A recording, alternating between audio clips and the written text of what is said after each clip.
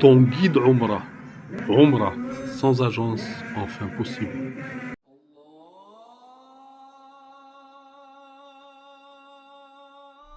Des sentiments indescriptibles que n'éprouvent que ceux qui les vivent.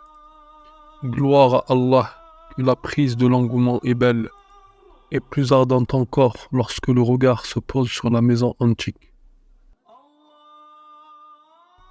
Allah, pureté à lui, dit et accomplissez pour Allah le pèlerinage et la Umrah.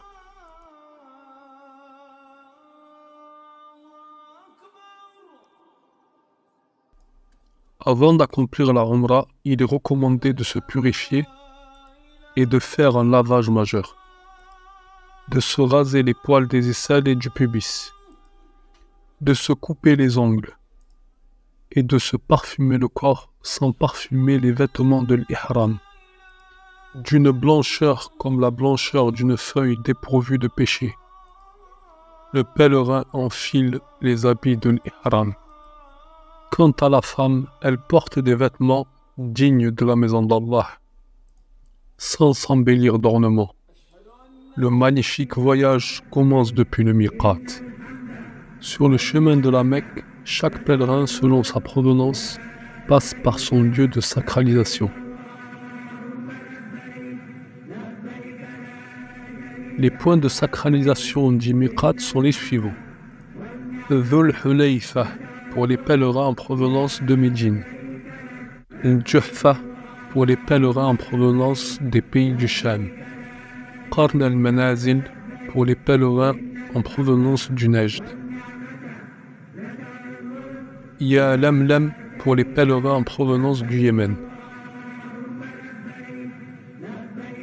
Dhatu Irq pour les pèlerins en provenance d'Irak. Ces lieux constituent le point de sacralisation des personnes y résidant, ainsi que toute personne passant par ces lieux avec l'intention d'accomplir le Hajj ou la Umrah, même si ces derniers n'y résident pas initialement. Quant aux habitants de Mecca, ils entrent en état de sacralisation depuis les limites les plus proches, qui sont les limites du territoire sacré.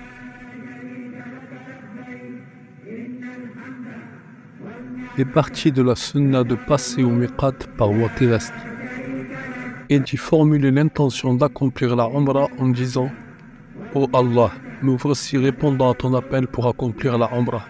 Labbaik Allahumma Umrah. » Et s'il craint de ne pas atteindre le territoire sacré, il peut formuler l'intention « Si une chose me retient, je me désacraliserai alors à l'endroit où tu m'adresseras. » Quant à ceux qui passent au niveau du miqat par voie aérienne ou maritime, ils doivent formuler l'intention d'accomplir la Umrah à hauteur du miqat. Et il leur est interdit d'outrepasser le miqat sans rentrer en état de sacralisation. En état de sacralisation, le pèlerin doit éviter les interdits de l'ihram.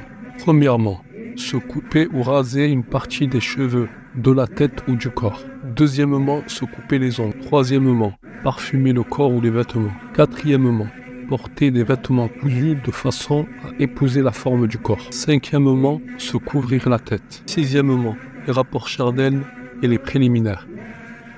Septièmement, tuer du gibier. Huitièmement, porter des gants ou un niqab concernant les femmes. Neuvièmement, contracter un mariage ou des fiançailles. Animé de crainte, d'amour et de respect, le pèlerin entre dans la maison sacrée, avançant son pied droit, comme indiqué dans la sunna authentique, en disant « Allahumma salli ala Rasulillah, a'udhu billahi al-azim, wa biwajhihi al-karim, wa sultanihi al-qadim min ash-shaytani al-rajim, Allahumma ftah li abwaba rahmatik » Lorsque le pèlerin voit la Kaaba, il arrête de réciter la Talbiya. Le pèlerin se dirige vers le coin de la pierre noire, par lequel il commencera le tawaf. La sunna est d'accomplir ce qu'on appelle al-ittiba'.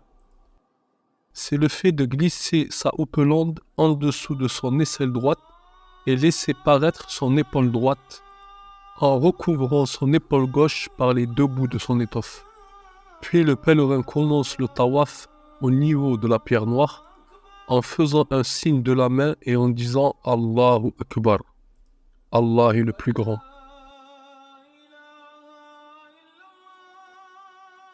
Et il est recommandé de toucher et d'embrasser la pierre noire. Mais ceci à condition de ne faire de mal à personne. Mais s'il en est incapable, il peut toucher la pierre noire avec une canne ou toute autre chose et ensuite embrasser cette chose. Par contre, s'il ne peut pas et qu'il peut simplement faire le signe de la main, il n'aura pas à embrasser sa main. Pour que le tawaf soit valide, il est nécessaire que le pèlerin soit en état de pureté mineure et majeure, car le tawaf est comme la prière, sauf qu'il est permis de parler pendant celui-ci. Le pèlerin commencera son tawaf de la pierre noire. Il accomplira 7 tours pour finir à la pierre noire. Dans cette situation, le musulman doit être occupé par les évocations et les invocations, et qu'il s'éloigne des querelles, des disputes et des plaisanteries, car c'est un endroit grandiose dans lequel les péchés sont pardonnés. Les âmes sont affranchies du feu de l'enfer et les bonnes actions sont élevées. Et il fait partie de la sunna pour l'homme de hâter le pas pendant les 3 premiers tours du tawaf, chacun selon ses capacités. Quand il arrivera au coin yéménite, il le touchera de la main sans l'embrasser. Et s'il n'est pas en mesure de le toucher, alors qu'il ne fasse ni signe, ni takbir, et qu'il se contente de passer. Et il fait partie de la sunna que le pèlerin dise entre le coin yéménite et la pierre noire « Rabbana atina fid dunya hasana wa fil akhirati hasana wa qina adhab an-nar » Après avoir terminé le 7e tour, le pèlerin se recouvre l'épaule droite et se dirige derrière Maqam Ibrahim, afin de prier 2 unités de prière si ça lui est possible. Et si ce n'est pas possible, il pourra prier dans toute la mosquée sacrée. Il récitera dans la première rak'a Surat al-Fatiha avec Surat al-Kafirun. Qul ya ayyuhal kafirun. Et dans la deuxième rak'a, il récitera Surat al-Ikhlas après le Fatiha. Qul huwa Allahu ahad. Après avoir accompli la prière, le pèlerin saluera la pierre noire et se dirigera vers le Mas'a. Et il lui est recommandé sur son chemin de boire de l'eau de Zamzam. Puis il gravit le mont Safa en disant Nabda'u bima bada Allahu bih, et récitant la parole d'Allah le Tout-Puissant Inna as-Safa wal Marwata min sha'airillah. Ensuite, il s'oriente vers la Qibla.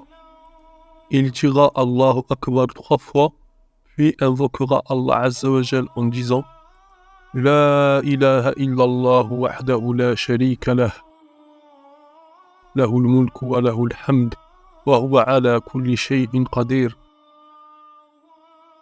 لا إله إلا الله وحده أنجز وعده ونصر عبده وهزم الأحزاب وحده. Il répétera cette invocation à 3 reprises et fera les invocations qu'il veut entre chacune d'entre elles. Puis il descend de Safa et se dirige vers Al-Marwa, tout en faisant des invocations de son choix.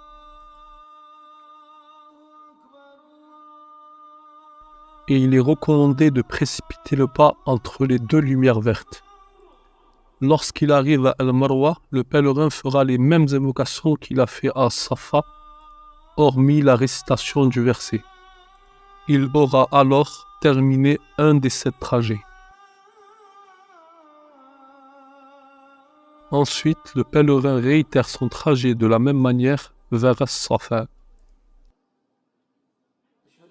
Et à chaque fois qu'il ira de Safa vers Al-Marwa ou de Marwa vers As-Safa, ceci sera compté comme un trajet. Et ceci jusqu'au 7e parcours qui se terminera sur le mont Al-Marwa. Pour se désacraliser, l'homme est tenu de se raser la tête ou se raccourcir tous les cheveux de la tête. La femme, quant à elle, doit couper de sa chevelure l'équivalent d'une phalange. Ainsi, le pèlerin n'est plus concerné par les interdits de l'ihram. En se rasant ou en se coupant les cheveux, le pèlerin clôture sa Umrah. Et il n'est pas rapporté que le prophète sallallahu alayhi wa sallam ait accompli 2 unités de prière après avoir accompli la Umrah. Ô pèlerin, après un si long voyage et autant de fatigue, il convient de te conformer aux enseignements du prophète sallallahu alayhi wa sallam et invoquer Allah azza wa jal sincèrement avec espoir qu'il accepte de vous.